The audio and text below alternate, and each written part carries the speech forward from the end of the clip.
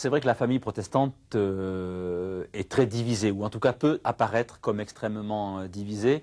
Et souvent, ça choque, ça interpelle des gens qui n'ont pas cette sensibilité-là, en particulier, bien sûr, les catholiques. C'est notre richesse, parce qu'effectivement, c'est le signe de cette liberté, hein, et qu'il n'y a pas une institution qui chapeaute tout, et donc c'est inévitable.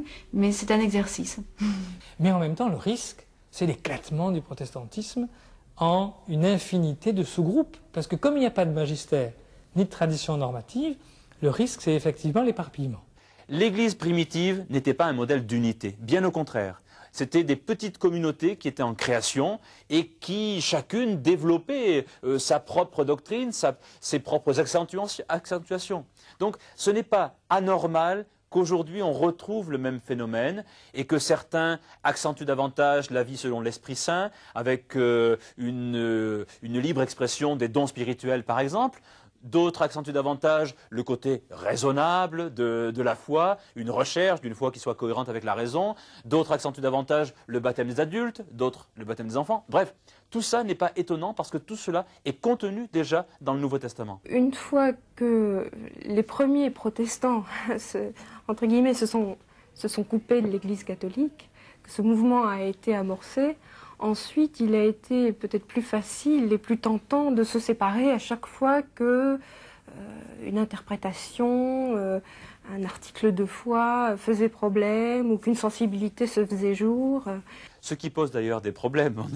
On a toujours la difficulté à réunir les protestants ou à leur faire adopter un texte commun, une confession de foi commune, parce que chacun tire de son côté et que personne ne veut se mettre sous une même structure, sous un même joug, etc. Selon les églises, selon les courants évangéliques, réformés, luthériens, on a finalement des cultures et même, je dirais presque des psychologies collectives qui deviennent très différentes les unes des autres. À certains égards, je redouterais tout autant une église unique que je redouterais un parti unique ou un journal unique dans un pays.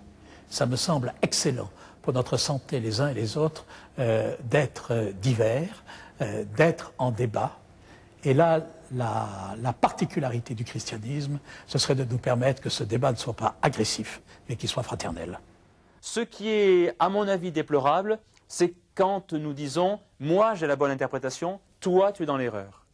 Et je crois que de ce point de vue-là, les familles protestantes sont en train aujourd'hui de se réunir en se disant « ta lecture, toi mon frère protestant, n'est pas illégitime. Reconnais que la mienne ne l'est pas non plus ». Et en fait, ensemble, on a à s'enrichir mutuellement, à s'interpeller mutuellement, parce que la vérité n'est ni chez toi, ni chez moi, mais sans doute un petit peu chez les deux, et il nous faut la chercher ensemble.